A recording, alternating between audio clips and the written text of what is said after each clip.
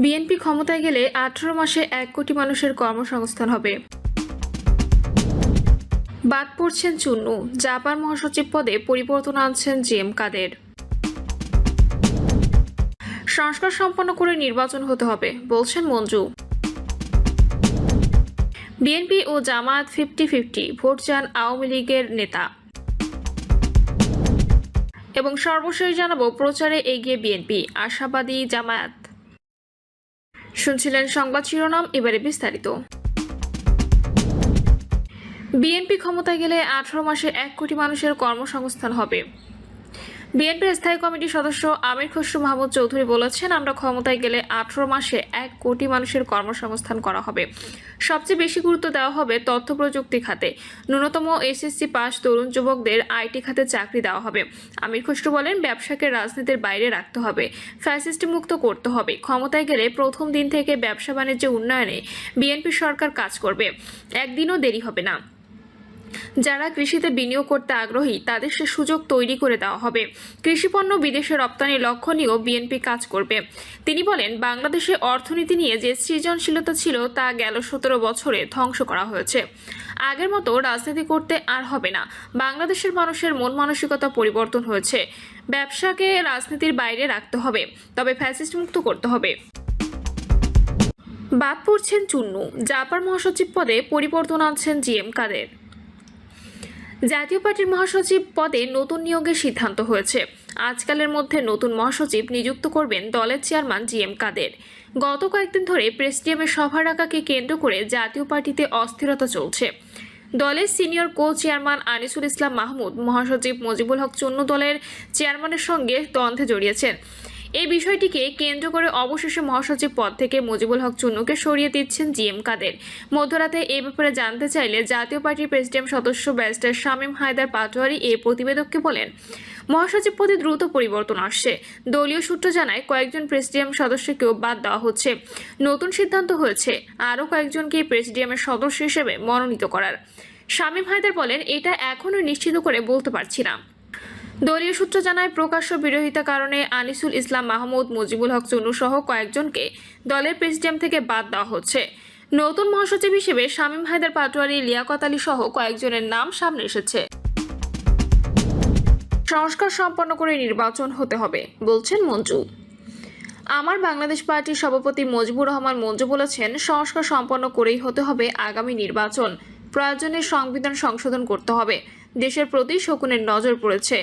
ষড়যন্ত্র মোকাবেলা করে সব দেশপ্রেমিক শক্তিকে ঐক্যবদ্ধ করতে হবে। মঞ্জু বলেন, মহান আল্লাহ ও রাসূলের ক্ষেত্রে আমাদের কোনো বিভেদ নেই। এক্ষেত্রে আমরা সবাই একাত্মা। তাই দেশের স্বাধীনতা, সার্বভৌমত্ব ও সমান অক্ষুণ্ণ রাখতে আমাদের এক থাকতে হবে। তিনি বলেন, শেখ হাসিনা ও নরেন্দ্র মোদী মিলে ষড়যন্ত্র করেছে, কিন্তু জনগণের ঐক্যবদ্ধ ভূমিকার কারণে তারা সফল হয়নি। প্রচারে এগিয়ে বিএনপি, আশাবাদী জামায়াত। ত্রয়োদশ জাতীয় সংসদ নির্বাচন ফেব্রুয়ারি মাসের প্রথমার্ধে হতে যাচ্ছে। এমন খবরে চারদিকে নির্বাচনী ডামাডোল বাজছে। পাড়া মহল্লা থেকে শুরু করে সবখানে চলছে নির্বাচনী আলোচনা। রাজনৈতিক দলগুলোর মধ্যেও নির্বাচনী হাওয়া বইতে শুরু করেছে। সম্ভাব্য প্রার্থী ও নেতাকর্মীরা সক্রিয় হতে শুরু করেছে নির্বাচনী এলাকায়। গণসংযোগ থেকে শুরু করে বিভিন্ন সভা সমাবেশ ও সামাজিক ধর্মীয় অনুষ্ঠানে ভোটারদের দিচ্ছেন প্রতিশ্রুতি। এরই ধারাবাহিকতায় খুলনা 1 আসনে সম্ভাব্য প্রার্থী তার নির্বাচনী এলাকায় তৎপরতা শুরু করেছেন। এর মধ্যে প্রচারণায় এগিয়ে রয়েছেন বিএনপি প্রার্থীরা। অপরদিকে নির্বাচনে জয়লাভে আশাবাদী জামায়াত। তবে অন্য কোনো দলের নির্বাচনী তৎপরতা এখনও চোখে পড়েনি। খুলনা 1 আসনে বিগত সব নির্বাচনে আওয়ামী লীগ নেতারা জয়ী হলেও দলটি নিষিদ্ধ থাকায় ত্রয়োদশ জাতীয় সংসদ নির্বাচনে তাদের কোনো প্রার্থী থাকবে না, যে কারণে এই আসনে ফুরফুরে মেজাজে রয়েছেন অন্যান্য দলের নেতাকর্মীরা। স্বাধীনতার পর এবারই প্রথম আওয়ামী লীগের এই দুর্গটি হাতছাড়া হবে। এই আসনে অতীতে নির্বাচনে অংশ নেওয়া জেলা বিএনপির সাবেক আহ্বায়ক আমির এজাজ খান তৎপর হয়েছেন। আহ্বায়ক পদ হারিয়ে তিনি কিছুটা চাপে থাকলেও নির্বাচনী প্রচারে ব্যাপক সক্রিয় হয়েছেন। সাবেক ছাত্রদল নেতা জিয়াউর রহমান পাপুলও বেশ সক্রিয় প্রচারণায়। ইতিমধ্যে এই আসনে বৈঠাঘাট উপজেলা আমির শেখ আবু ইউসুফকে প্রার্থী ঘোষণা করেছেন জামায়াত। তিনিও এলাকা চষে বেড়াচ্ছেন নির্বাচনী প্রচারণায়। ইসলামী আন্দোলন বাংলাদেশের প্রার্থী খুলনা জেলার সহসভাপতি মাওলানা আবু সাইদ। জাতীয় পার্টির প্রার্থী দলের চেয়ারম্যান ও সাবেক রাষ্ট্রপতি হুসেইন মোহাম্মদ এরশাদের প্রেস সচিব সুনীল শুভ রায়ও এই আসনে নির্বাচন করবেন বলে শোনা যাচ্ছে, তবে কোনো তৎপরতা চোখে পড়ছে না। আসনটিতে জাতীয় নাগরিক পার্টি, সিটিজেন পার্টি যুগ্ম মুখ্য সমন্বয়ক ভিপাল্লি ডেভিল রাজু প্রার্থী হবেন বলে শোনা গেলেও এলাকায় তার পক্ষে কোনো তৎপরতা নেই। 2001, 2008 ও 2018 তিনবার এই আসনে ধানের শীষের প্রতীক নিয়ে লড়েছেন আমির এজাজ খান। প্রায় অর্ধশত মামলার আসামি তিনি। শেখ হাসিনার পতনের পর একটি মামলা নিষ্পত্তি হয়েছে। নির্বাচনী মাঠে সরব তিনি। বিএনপি ও জামায়াত 50-50 ভোট চান আওয়ামী লীগের নেতা। বিএনপি ও জামায়াত যেন 50-50 ভোট পায় এমনটা চেয়েছেন সিলেটের কোম্পানিগঞ্জের আওয়ামী লীগের এক নেতা। এই ঘটনায় একটি ভিডিও ফেসবুকে ছড়িয়ে পড়েছে। কোম্পানিগঞ্জের উত্তর রনিখাই ইউনিয়নের বেকিমুড়ার পার বাজারে ধারণ করা ভিডিওটি গত বৃহস্পতিবার বিকেলে বলে জানা গেছে। ভিডিওটি গতকাল শুক্রবার রাত থেকে ফেসবুকে ছড়িয়ে পড়ে। ওই নেতার নাম কালামিয়া। তিনি উত্তর রনিখাই ইউনিয়নে আওয়ামী লীগের সাবেক সভাপতি এবং উপজেলা আওয়ামী লীগের সদস্য।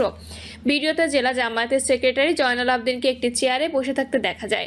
জয়নাল আবদিন জৈন্তাপুর উপজেলা পরিষদের সাবেক চেয়ারম্যান ও সিলেট 4 আসনে জামায়াতের সংসদ সদস্য প্রার্থী। ভিডিওতে কালামিয়া বলতে শোনা যায়, আওয়ামী লীগ সরকার আবার এই দেশে আইতে হইলে, জন্ম নিতে হইলে 10 থেকে 15 বছর আগে সম্ভব নয়। যদি আইতে পারে দীর্ঘদিন যাইতো ওইসব ওলান। জামায়াত নেতা জয়নাল আবদিন প্রসঙ্গে তিনি বলেন, এখন আমরার চেয়ারম্যান সাহেব আইসন, সামনে দিয়ে নির্বাচনে এমপি পদপ্রার্থী হইব আল্লাহর যদি হুকুম হয়। আর তিনি পাশ করতে পারলে আমার এলাকায় মানুষ যারা ভোট দিবা, যারা হাঁটবা খাটবা তার তো মূল্যায়ন পাইতো। যদি ফেইলও করতো তাও মূল্যায়ন পাইতো। ফেল করলেও তো এমপি আমরা আশা করছি আল্লাহ পাশ করাইছে। দলে যদি সরকার গঠন না করে তবে আমরাও আশাবাদী জামাত ইসলাম বিরোধী দল থাকবো, এর থেকে বেশি দূরে না যাই। কালামিয়া বলেন, যদি পাশ নাও করতে পারে জামাত ইসলামের বিরোধী দল কালামিয়া বলেন, যদি পাশ করতে না পারে জামাতকে বিরোধী দল থেকে সরিয়ে রাখা যাবে না। আর যা দল আছে, নতুন দল নাগরিক পার্টি একটা বাইর করছে, এরা যে কতটা সিট পাইব পাবলিকও জানে না, তারাও জানে। তারার তো ইচ্ছা দেশ দখল করে লইতা, কিন্তু ইলেকশনে দাঁড়িয়ে দেখুক কত ধানে কত চাল বেরোয়। তিনি বলেন আমরাও চাই আমাদের সেন্টারে জামায়াত ভোট পাক অর্ধেক আর বিএনপি নিক অর্ধেক। তারাও যেহেতু নির্যাতিত, আগে পিছনে না তারাও পাইতো, আমরা চাইতাম সমান সমান 50-50 করে। এ বিষয়ে কথা বলতে আওয়ামী লীগ নেতা কালামিয়ার ব্যবহৃত মুঠোফোন নম্বরে একাধিকবার কল দিয়েও তিনি ধরেননি। জানতে চাইলে জামায়াতের নেতা জয়নাল আবদিন বলেন, তিনি লক্ষ্য করেছেন একটি ভিডিও ছাড়িয়েছেন, ওই ব্যক্তিকে তিনি চিনতেন না। পরে জানতে পেরেছেন তিনি আওয়ামী লীগের নেতা। মূলত দুপুরে কোম্পানিগঞ্জে দলের এক নেতা ছেলের বিয়েতে গিয়েছিলেন। ভিডিওতে যে স্থানে দেখা গেছে পাশেই ছিল অনুষ্ঠান। দুপুরে খাওয়া দাওয়া শেষে বসে বিশ্রাম নিচ্ছিলেন। এ সময় কেউ একজন কালামিয়া নামের একজনকে নিয়ে গিয়ে বক্তব্য দেওয়ার জন্য বলেছিলেন। তিনি বলেন, সামাজিক অনুষ্ঠানটিতে অনেকেই গিয়েছিলেন, বিএনপিরও অনেকে ছিলেন। বক্তব্য দেওয়া ব্যক্তিকে তিনি চেনেন না। বিষয়টি কে বা কারা ভিডিও করে ছেড়ে দিয়েছে।